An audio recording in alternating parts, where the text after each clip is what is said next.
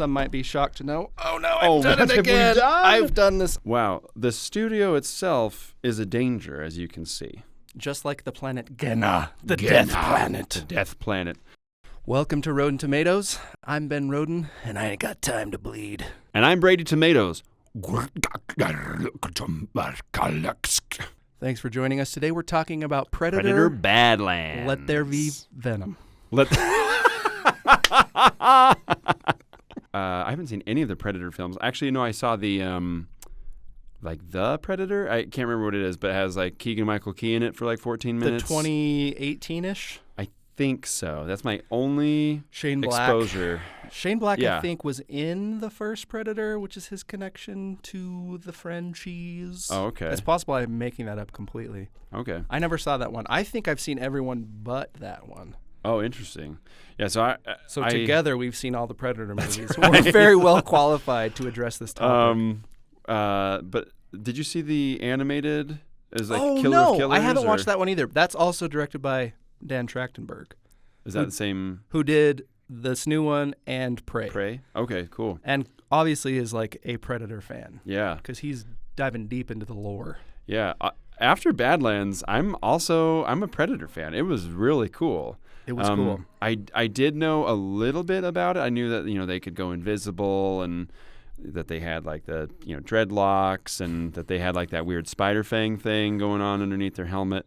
But that was kind of the extent that I knew about Predator. Yeah, I think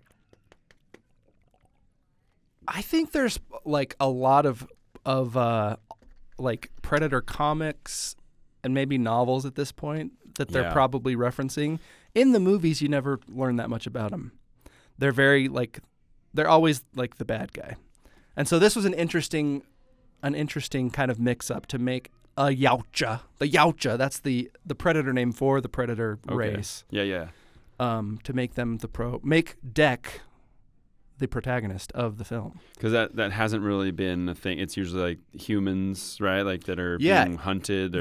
I would say there's some variations to this, but the setup of a Predator movie it's basically a slasher movie with some sci-fi accoutrement. Okay. The first one's like a dumb 80s action movie that halfway through turns into a slasher movie when the Predator starts slowly chipping away at this team of special commandos. Okay. Yeah.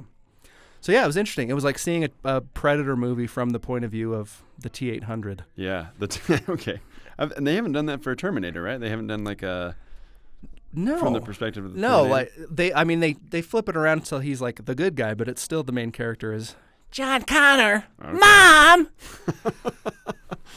Yeah, this was a very fun movie. Was it the most? Did it have like Pixar moments to it, like that made me cry?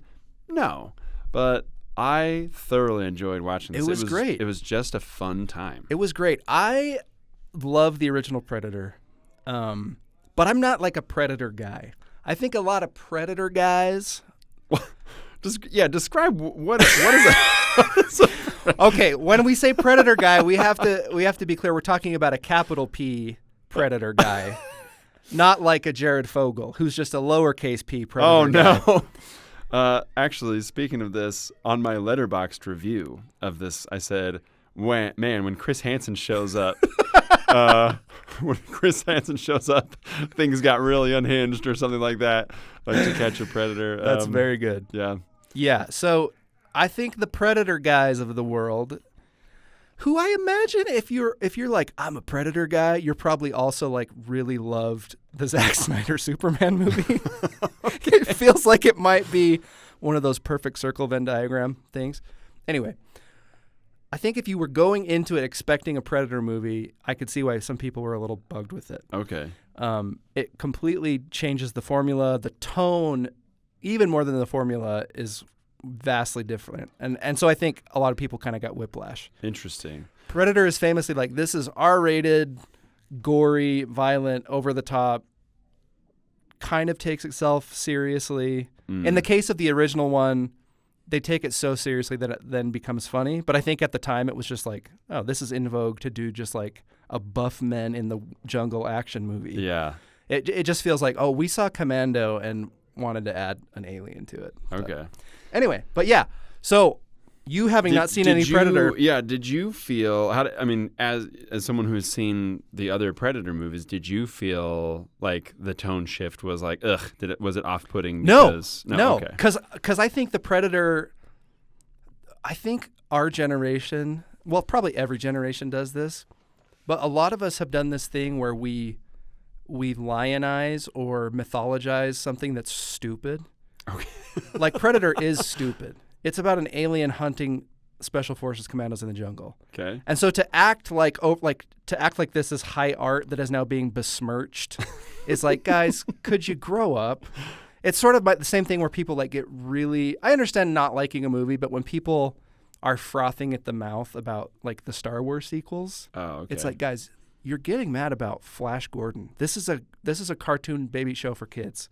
Like, you know what I mean? Like I can see that. And I mean, I have very strong Star Wars opinions, so it's very hypocritical. As do I. Right. But you know what I mean? Like, let's not attach our personality to this. So there were a couple moments in the movie where I got like secondhand Predator guide where I was like, someone's mad about this. I'm personally not mad about this, but I know someone out there is seething right now.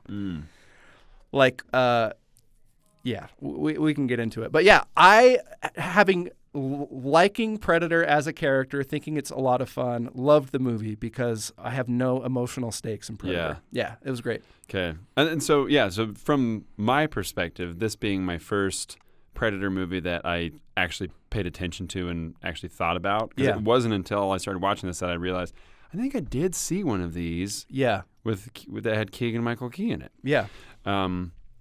Because this one, I thought it was just so cool. Like the character design, the planet design was really cool. Yeah. I did feel, and maybe you disagree, but I think that they could have taken Elle Fanning out completely. I think I would have enjoyed it just as much, or maybe even more, if there wasn't this like android thing. Like it still would have been entertaining for me to see this creature, like this predator creature, learn to survive in the like this crazy planet. Yeah. It's a much different movie if they do that. Yeah. But it could still be cool. Yeah. Because I did feel that like the what's her name? Trish and Tessa and Trish. There was Thea. Yeah. So like there's these two androids or robots that are both played by Elle Fanning, and the first time you see like this robot, that's when like the tone kind of shifts. It kind of, for me, it turned into a Marvel movie where she's like, here's these little quips.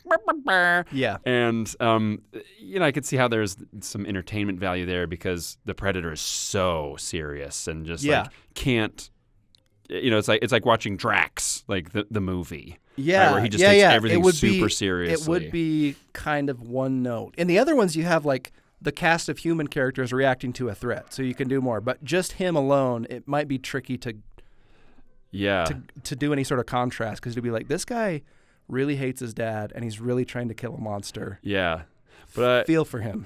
But I'm just thinking like, what did, because you could still have the change, like you have like the character change of this character as he really doesn't change until he's had his first encounter with like the Calic. Mm-hmm. Like the he's Calisk. still Calisk. The Calic. Yes. He has just it's just two of his dreads just stick straight up in the back. The turkey tail. But I think you could have accomplished the same thing with just the little tiny creature. We're talking about this movie, so spoiler warning, we're going to talk freely about this. But the little monkey creature that he encounters pretty early on is a baby Calic. Calisk? Calisk. Caliska Flockhart. Yeah. And I do think that you could still generate that, sense of empathy. Maybe as this this unkillable creature is following him around and has marked him as like part of the pack. Because I was thinking like, what did Elle Fanning's character really do for the predator? She talked about the wolf. Yeah. And that was one thing that he kept going back to, is like, the alpha wolf is the one that takes care of the rest of the pack. Yeah, a lot of her dialogue definitely is like, kind of cementing the themes of the movie. Yeah. And I think maybe that's the function she serves. Yeah. In her, I think she's great in it. I see Totally, your point, but I was totally. not like, this movie sucks. I thought she was awesome. I actually really like Elle Fanning and always have. I feel like she's been really good in everything I've seen her in. But this was like a showcase for her. Yeah. Especially because she gets to do kind of two characters. So which felt very different. Both characters felt very different. And you know what the big difference was? Do you want to know why you loved Thea and hated Tessa? The eyes. Eyebrows. Oh. I was. There's a scene where they're talking to each other, and I was like, man, eyebrows make people so much more likable. That's true. She had blonde or just no eyebrows. I'm like, that's why she looks freaky and evil. Yeah. Interesting. Here's the other, maybe more cynical corporate reason why they have to have Elle Fanning in the movie. She has to represent Weyland-Yutani, which is alien, so that they confirm in canon. So now Dan Trachtenberg's Predator is in the Alien universe, so now they can do an Alien versus Predator. Okay, thing.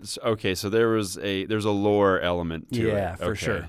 Okay, that makes sense because that's something I didn't right. recognize. Because have you seen the Alien and Aliens?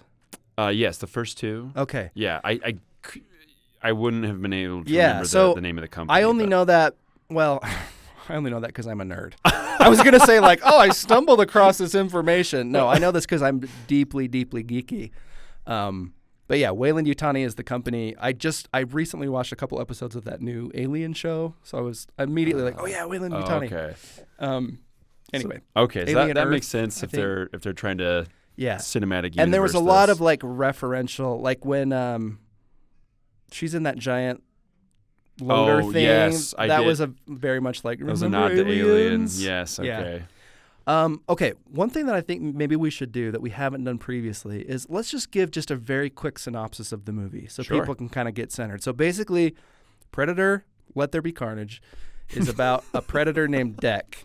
And Deck is the Wilbur of his family. He's a cute little runt. Mm-hmm. With pigs and with Predator, it means you get cold. You get killed. Deck's brother is going to bat for him, wants to train him, wants him to sort of embrace his Predator heritage. Yes. But he's too small. He did a little guy. Yeah. And so Deck's incredibly toxic father, the most toxic on-screen character since Abuelita from Encanto, decides he is not worth living. Yes. He's not worthy of living. So he commands the brother to kill him. The brother says, F no, I'm your brother. I'm a Yautja but I still have a heart. So he dies defending Deck from the bad dad, who, by the way, when the dad shows up, what an entrance. Wow. He shows up on like freaking hover motorcycle. So like picture like a speeder bike from Star Wars and then put truck nuts on it. Mm-hmm. And that's basically, it's just like if a lifted Dodge Ram were a speeder bike, he shows up on the back windshield that says these colors don't run. And he gets out and he's just like lumbering towards the camera with his white quivering dreads, and you're like, this guy yeah. This guy totally I think anyway. I think it's so cool. Like, so this speaks to the costume design and like the sound design and cinematography, because sometimes people cheat by doing like slow-mo, right? To show like an imposing thing. If it's Zack Snyder, the whole movie's in slow-mo. There was no slow-mo in this entrance. He gets off and the way he just moves is just very it's very like methodical, and like you feel like the sound design, you feel every footfall, just boom. Yeah. And like Ben was saying, like you see like the quivering of like the hair that he's got, and like the weight of his armor that he's wearing. This sort of antlered helmet. Yeah. He's really cool. So cool. It was honestly the entrance of the dad that was like, this franchise is awesome. It's like pretty sweet. It hit my little boy, like, when you have like the action figures with like the cool masks, and you're just like, this mask is awesome. Absolutely. And this is when I used to we talked about this in previous episodes, when we would go to the Bastion house with my dad. I think we watched Predator, and I remember thinking like the Predator, like as a kid thinking he is so cool, and it gave me the same like feeling of like, oh my gosh, I love this, but if I were 12 years old, I would be passing out with like, these guys are so They're just so rad. cool. Yeah. Okay, so Deck escapes in the family spacecraft. It's like the family station wagon. He's going to all the Yaksha. They have some type of like, coming of age. Yeah, to earn your cloak, Yes. which allows you to be invisible, you have to bring back a trophy. You have to kill this beast. Their whole culture is around hunting increasingly dangerous prey. Yeah, they're predator. It's called predator because they are prey to none. Like they are the alpha, essentially. Right.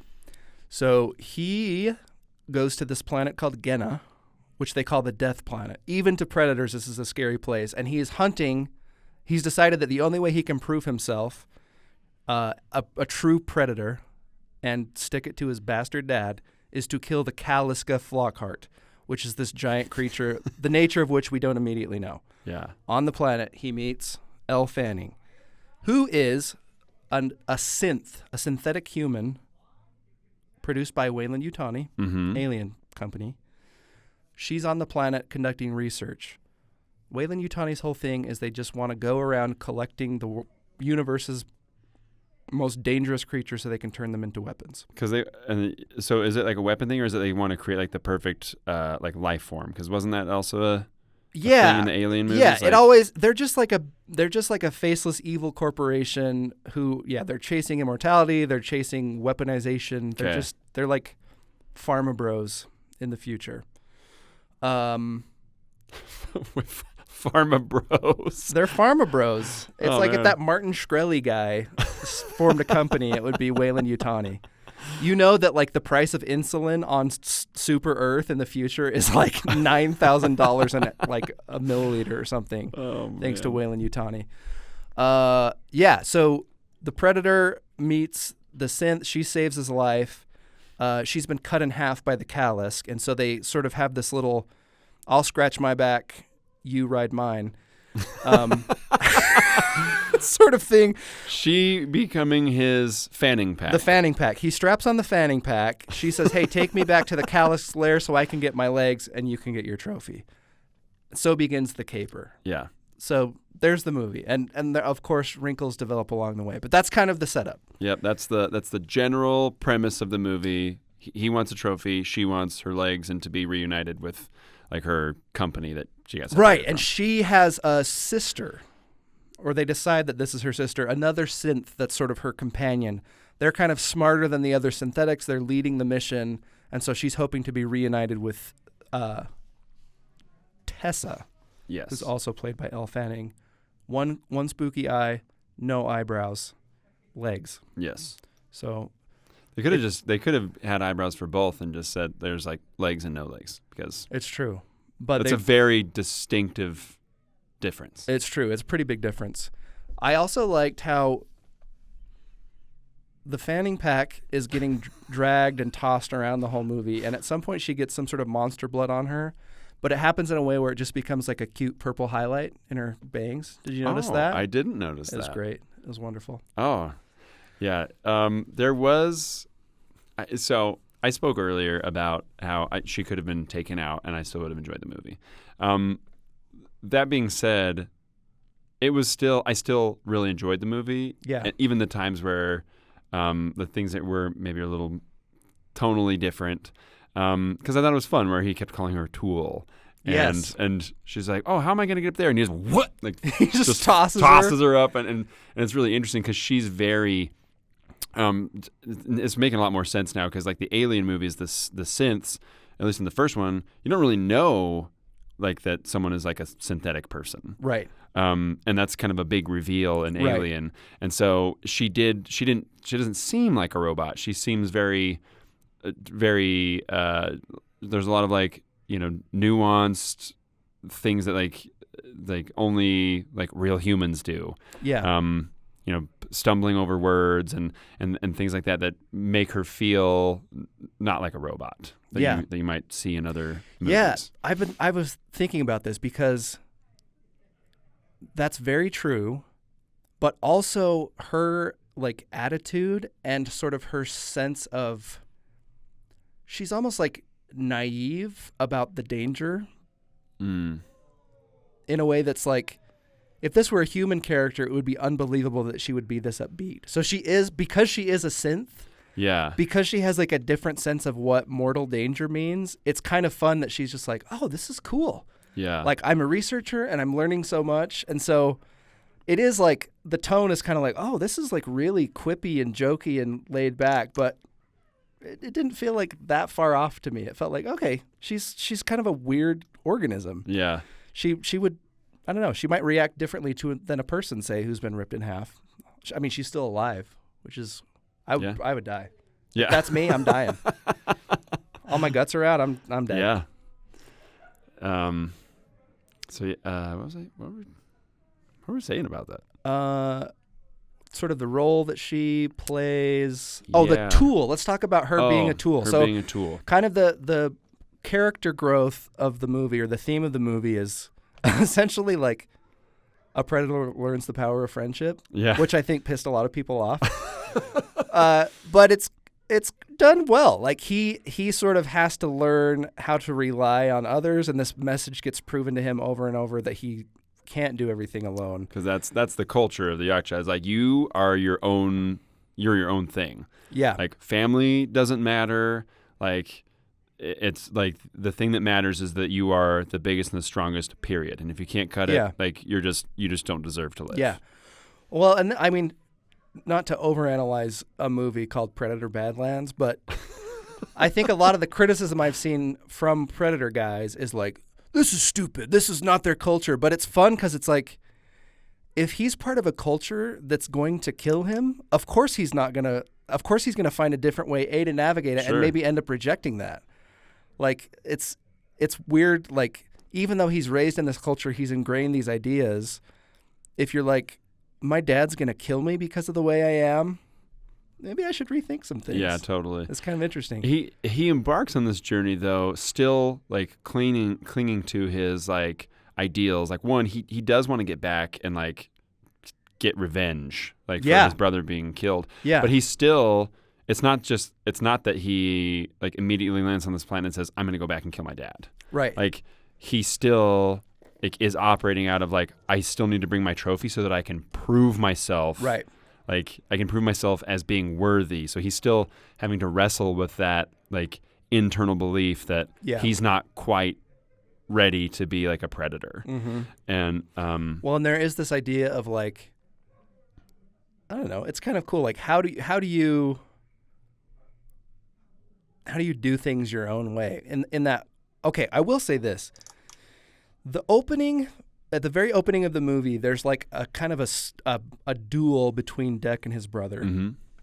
And they look cool as shit. But also, I was kind of like, I don't know if I'm going to like this movie. It felt like the fight scene at the end of Black Panther, where the CGI gets really ropey for a little while. Yeah, yeah. And I was like, okay, there's these two guys. I can't tell them apart. They have really cool, low, deep voices. If the whole movie is this, I'm going to be like, Yeah. Anyway, it ended up being great. But during that scene, they have this like cool fight banter. We haven't even talked about how cool the sound of the movie is. Oh, we will have to. The soundtrack is amazing, and they developed in real life like a language for the Yautja to speak. And it seems like if I had mandibles, that's what the language would sound like. It's super cool. Very, and it's very cool. very well performed by the actors. Anyway, they're fighting, and Deck, what is his brother, Kai or Kwai or Quay? Quay. There's a line about like, I fight like father, and the brother's like, no, you should fight like Deck, and that's kind of like what he's trying to do. Like, how do I fight like myself? How do I interact with my culture in my own way? Yeah, it's kind of cool. Yeah, I think this is one of those things that as you talk about it, I'm not sure if all of this thought and consideration went into all of these things when writing it, but that's what's so cool about movies and art is people pull out their own things. Because I also was thinking, so he's having to do it his own way, which we see at the end of the movie. He very much has. Like, he's incorporated some of the same techniques that he's learned like from the rest of his race, but he's not using like the typical technology that they're using. Like, he uses the environment of the the planet. Like he uses all the dangers he's learned as from traversing the planet, to kind of become his own type of weapon. Yeah. But I think that this was really interesting. So Elle Fanning doesn't have her legs, but she finds her legs at the same place where the Callisk is, right? Like the Callisk nest. Yeah. And which was a cool set, by the way, that it's just like debris just and dead ripped. androids and that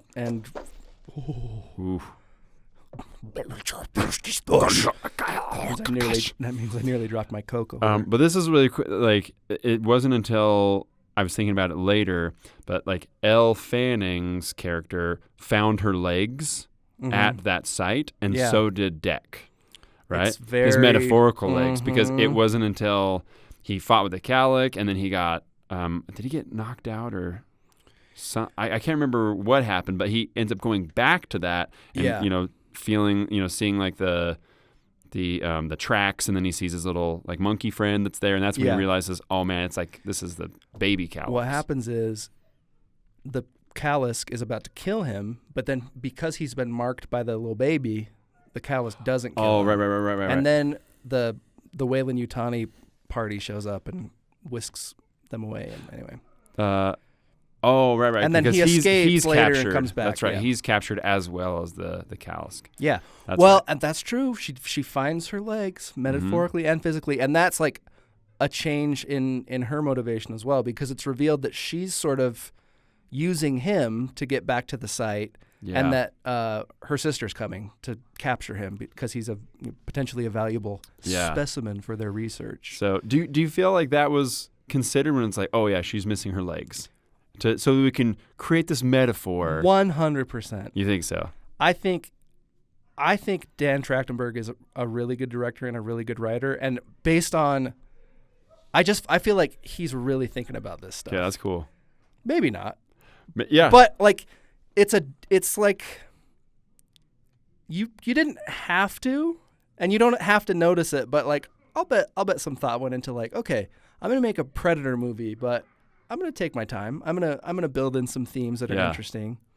Yeah, I definitely think this is gonna be like some real soy boy I'm gonna delve into, but to me the Yautja culture, If you want to make an analog, is like the ultimate like toxic masculinity. Like, don't be vulnerable. Vulnerability is weakness. Yes. And the movie's about a character trying to like do masculinity his own way. Mm-hmm. Like, what can I take from my culture that's useful to me, and what are some things that are not useful, or that alienate other people from me?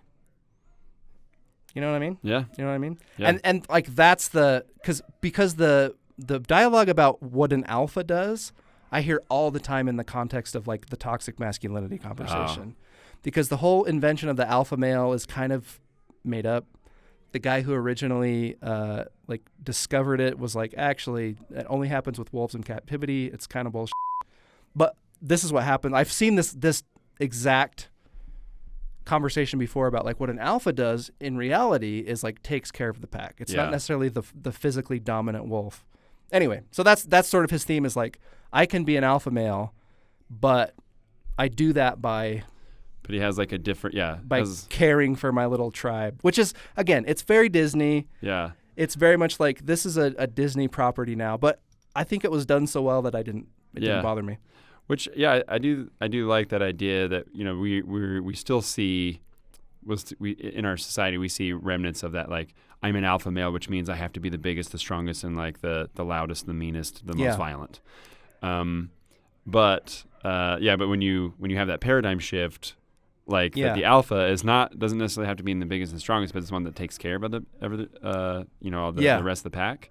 That like, that kind of dispels a lot of listen to this. This is real fart sniffing territory. Okay, we're gonna dive a little bit deeper. So, what happens to Deck when he first gets to the planet? He is attacked by a giant plant. Giant tree. He's attacked by a truffula tree. Lorax nowhere. Oh. No, just kidding. Right. He gets attacked by this tree and he loses all of his material possessions. Yep. Loses his gear. This guy who's defined himself by his gear, by his belongings, by his material wealth. Mm-hmm. Is now reduced to this. He has to start anew. And what does he do? He reconnects with nature. This toxic man reconnects with nature. He arms himself with the tool of the natural world and the influence of femininity, robot femininity, to become a more complete being. And then he kills his dad, and it's awesome. This is, I'm just saying, like, this is actually a reboot of a lot of the reality TV shows from the 90s. Because we have the undercover boss. Yeah. So he's having to... He's now going to this planet, and he's having to start from the ground up to see what it's really like for the people that are prey. And he's like, I don't like this. I don't like being hunted. Chris Hansen shows up, and he's like, you are the predator at the end. Predator : undercover boss. Yeah, there's got to be some type of like home decor show from the 90s that also is in there. It's like, oh, look. He moved all the giant skulls out of his out of the ship and found his way. So is it a deep movie? No. But can we make it a deep movie? Can we? Hell yeah. Well, I mean, it's one of those things where like, it can work on any level because on the pure like this is cool, it succeeds in flying colors. Yeah, very very cool. The language is cool. The soundtrack. Okay, let's dive into that because honestly, I feel the soundtrack was the MVP, followed by like the visual effects, like just like the composition and shots and stuff like that. Because we'd already established it was cool, but the soundtrack, wow. Yeah, the soundtrack's awesome. Look it up. We can't do it justice. It feels a little bit Dune-ish. Like they do this. I'm assuming now, having heard how much effort went into writing the Yautja language, that they are singing in Yautja. Wouldn't you think? I think so. But yeah, so it's a lot of drums. It's a lot of like droning audio. The opening of the movie feels very much like the Sardaukar from Dune. Yes, which is the same vibe. Actually, I wonder if they did just replicate it exactly because in Dune, the first one, you just hear and it just kind of has this little text. Right. And that's how this movie opens. Is you just hear and it just kind of shows like this kind of the creed of the Yautja. Creed of the Yautja. Which is like, don't go to therapy ever. Yeah. But then they incorporate that into the soundtrack. I think that one thing that I like with Dune, I loved the way that the Sardaukar did that. It was only like 3 seconds in the movie. Right. And it was so cool. Yeah. It was so cool. But it was only 3 seconds. And this one, they took it and they leaned into it. So anytime like the soundtrack would become, you'd hear like, and it was in harmony with like the really like bassy cello and oh, so cool. Very, very cool. The two people who did the music, they both worked with Dan Trachtenberg on the animated, the Predator Killer of Killers or whatever it's called. Yeah. But they all have like really impressive filmographies, usually not as lead composers, but usually as part of like a composition team. So Benjamin Wallfisch has done a bunch of like movies with Hans Zimmer. Anyway, it was cool. It was cool to see them like kind of in the spotlight, and the soundtrack was just perfect for the movie. I also noticed that let's see, Benjamin Wallfisch and Sarah Schachner, S-C-H-A Schachner. Yeah. Two very Germanic names, Sarah Schachner and Benjamin Wallfisch. Yeah. She's also credited for doing some music on the Assassin's Creed Valhalla. Oh, cool. So it kind of has more of like that. She's got like, it's a little video gamey, not in a bad way. Yeah. But like this would be such a sick video game. Yeah. It just an open world game where you're on Genna, just being hunted by truffula trees. You have to fight the Lorax at one point. It did give me vibes of the what's that? The one with the redhead chick on the PlayStation game. Horizon. Yeah, Horizon Zero Dawn. Uh-huh. It did feel like that, right? Yeah. Like where he's having to like utilize the things around him, and like this world is very like violent, and like everything, like everything on the planet is designed to kill everything else on the planet. Right. And there's been some adaptations, and the bone bison is able to go through like the razor grass, and so it very much had that like Horizon Zero Dawn feel. So it could very much be. I mean, you can even mod Horizon Zero Dawn to just have a predator skin. That'd be pretty sweet. One thing that this is gonna sound like a thing to say. I hope it's not taken that way. Go on. What I was gonna say was, this might have been lost on you. Not because you didn't know, but because you haven't seen the first Predator movie. Yeah. I kind of got the giggles with excitement when it was revealed that he's now like improvising his own tools, because that's very much a reference to what happens to Arnold in the first movie. Oh, so basically in the first movie, he's with this group of special forces soldiers, and they eventually get like whittled away till it's just him and the Predator. Okay. And he realizes this guy's technology is far beyond what I have, so I can't compete with him. I have to like use the environment to win. So the way he defeats the Predator is like the Predator's mask can see like thermal heat. vision, it's like right? Thermal vision. So he covers himself in mud so he can hide. And he ends up creating all these traps for the Predator. Anyway, so that little montage of him like gathering supplies, getting that little leech thing to spit acid. Okay, there were a couple things in this movie. Because I was like, I need to talk about the leech. I loved the movie overall. There were a couple things where I was like, ah. One thing was the little monkey creature's face. It was too cute. It was very Grogu-y. It was Grogu-y. What it really looked like to me was the weird little cartoon monkey they find in the Lost in Space movie. Oh. Have you ever seen that movie? A long time ago. I loved it. It's pretty bad, and the effects are really bad. But the girl from Party of Five with the really squeaky voice, she finds this little monkey pet, and it's like the worst CGI ever. Okay. It's like War of the Worlds, PS1. Anyway, she finds this little cartoon monkey thing, and it looked like that's what I was just like, we cannot have a cartoon monkey in this movie. The Predator guys are going to be so mad. Do you ever get this like secondhand? Okay. This is a funny example. Sometimes something happens in a movie, and like I'm a very leftist, very progressive guy, but sometimes something so woke happens in a movie that I'm like, we're all going to be paying for the outrage for so long. Like the worst people you know are going to be so pissed off about this that I feel like I get like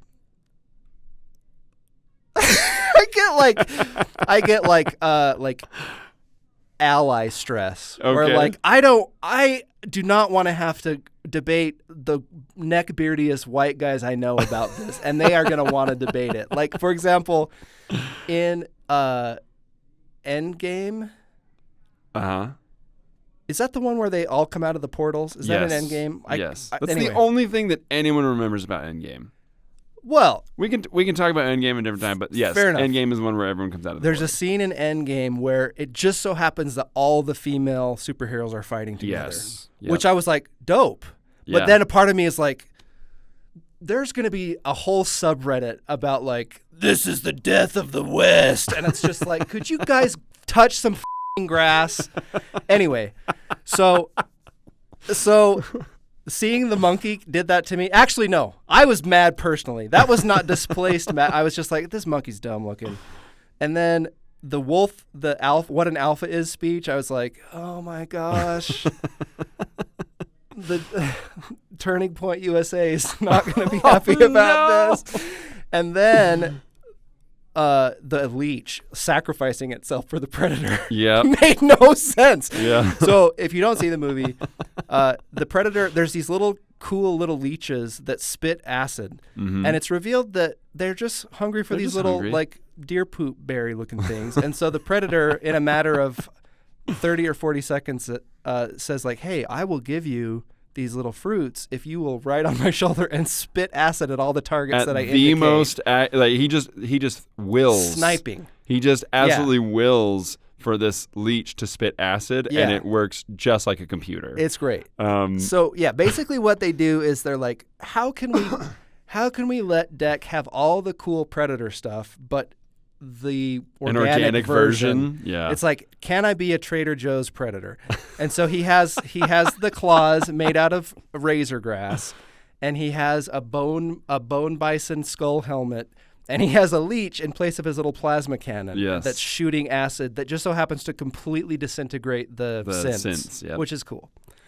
It's cool as hell. It's really fun. It's silly. But at one point, Tessa shows up in a giant forklift loader, but it's even bigger. It's huge. It's like very a huge Aliens ripoff.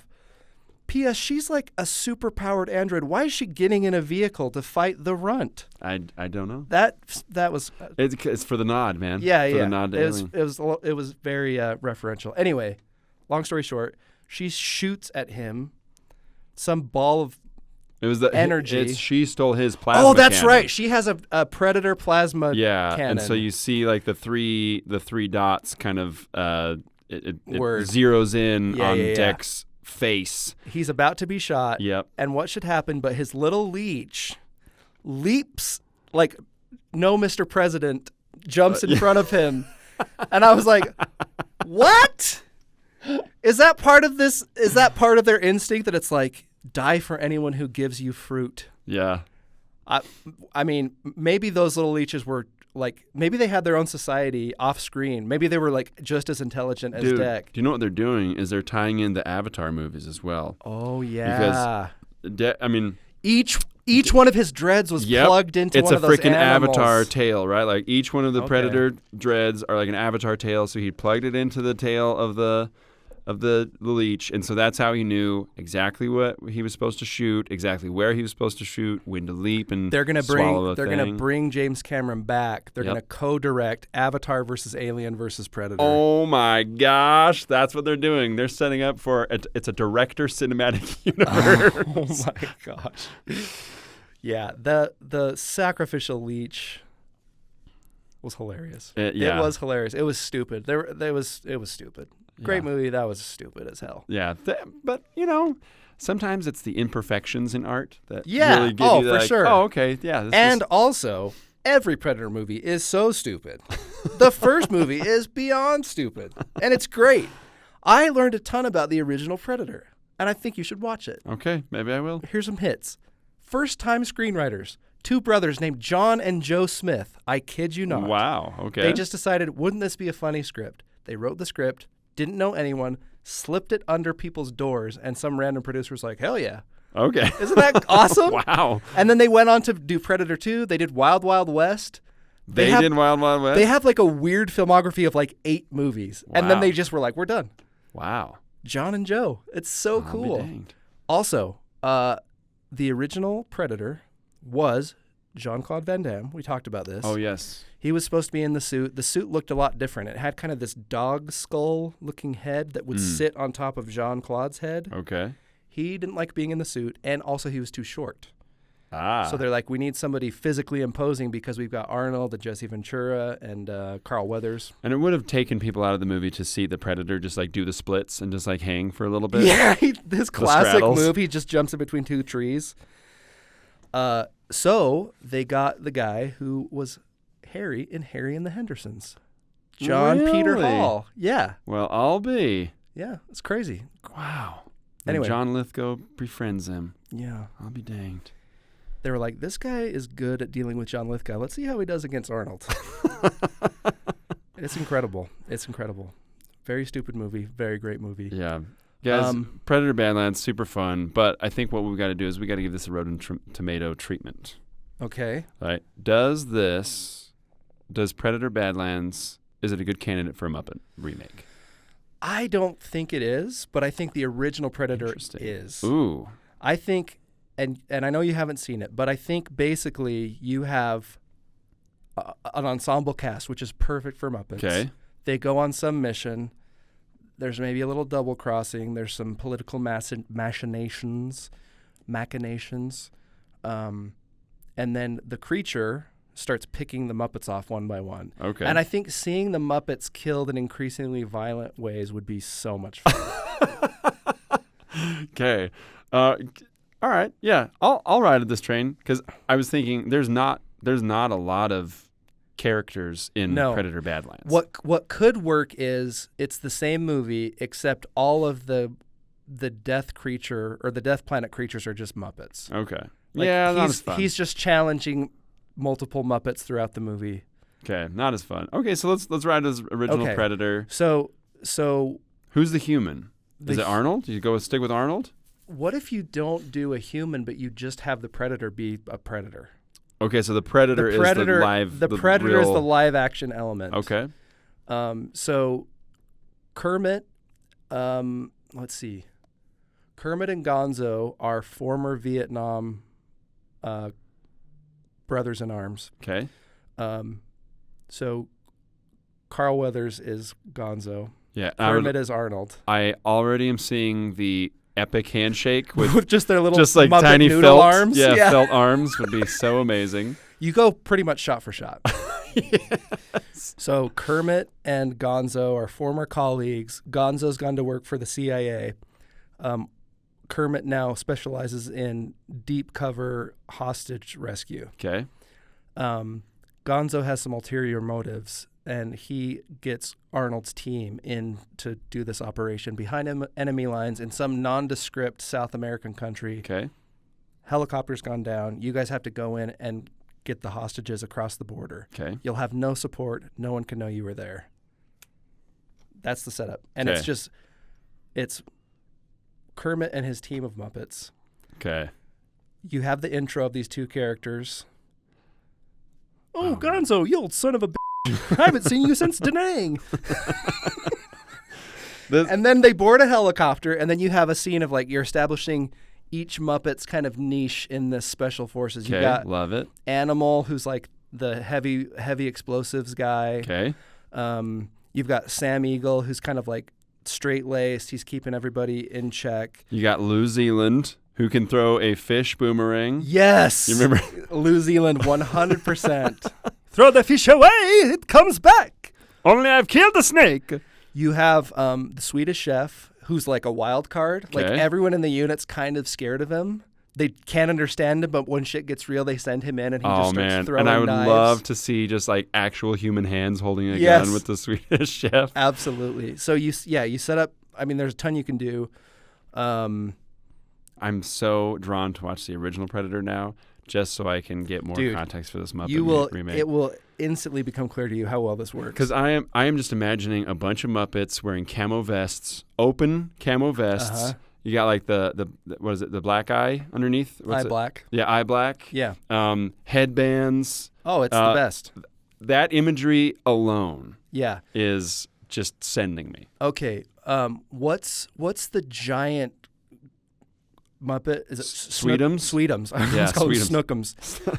Okay, so Snookums is Jesse Ventura's character, who carries, mind you, another reason, just a demonstration of how stupid this movie is. They're supposed to be like covert ops. Okay. Jesse Ventura rocks up to the operation literally carrying a minigun. And they're like get in, get out, and he's just like, he's got a big wad of chaw in his mouth, and he's just mowing people down with the minigun. That's Snookums. Okay. Snookums saying, cool. I ain't got time to bleed. Incredible. Yeah. You find out that Gonzo's a bit of a traitor. Okay. But what happens is they wipe out this whole guerrilla camp. They find out that the hostages were actually CIA agents. It's a whole operation gone wrong. It's about preventing, like, the Russians are involved. Everyone's pissed at Gonzo because they know he's kind of sent them up and, like, what does Arnold say? So you put the 6 of us in the meat grinder. Okay. You cooked up a story and you set the 6 of us into a meat grinder. So then they encounter a woman who's in the guerrilla camp. That's Miss Piggy. Okay. But she can't speak their language. Okay, very good. But Gonzo can. So she's telling them stories about the jungle came alive and took the soldiers. And then they have to just survive the predator. And the Muppets, one by one, are getting picked off in hilariously graphic ways. Okay. Slapstick deaths. One of the like cool images in Predator is he's a hunter, so he takes trophies. Yeah. So throughout the jungle, there are just these grotesque scenes, bodies skinned, hanging upside down. So funny with Muppets. Oh, yeah. Just a limp Muppet hanging upside down from a tree. It would be fun to just see a hand. Yes. Just like a disembodied Yes, exactly. hand. But there's also he makes like a throne of human skulls. So imagine just like Muppet heads. Or even like more meta, like a Muppet without felt on it. So it's just foam, like forms of Muppet heads. Oh my gosh. That's incredible. That's fun. So they get picked off one by one. I think you go full gore, but felt. Okay. So like, I don't know, like Snookums gets like disemboweled and just like yarn falls out. And he's like, oh no! Love that. And then, it ends up just being Kermit versus the actual predator. And Kermit and Piggy escape in the end. They get to the chopper. Freaking Get to the chopper. Freaking cool. It's a perfect flick. I'm gonna watch the original Predator, and then I'm gonna hope and pray that the Smith brothers listen to our podcast and are like, you know what? We're getting back in the game. Let's start slipping some scripts. Oh my gosh. Under some doors. We got to find some doors to get that Muppet script underneath of. Love it. This is our calling. It is. The podcast is secondary to like if we could actually make these movies. Who? That would be a life well served. Whose hand do we need to? I mean, whose butt do we need to stick our hands up around here to get a Muppet movie? That's the world. Well, the world needs more Muppets. Can I tell you one of the most frustrating things about listening back to our episodes is when we talk about our Muppet versions of our movies. I listen to it and I'm like, I want that so bad. I want that to happen so bad because it would be such an incredible thing. But I guess that's life though, right? Like you struggle, you end up on this planet that's trying to kill you, and you're just trying to make the best with what you've got. You're just trying to make a Muppet movie and then murder your dad. That's right. Well, Brady, that was a real hoot and a half, wasn't it? Loved it. Loved every second of it. Go ahead and subscribe. Watch out for those blobular thorn-shooting plants that you encounter on your daily commute. Yeah, and if you see anyone that is half a body, be their friend. Scoop them up. Scoop them up. Scoop them up.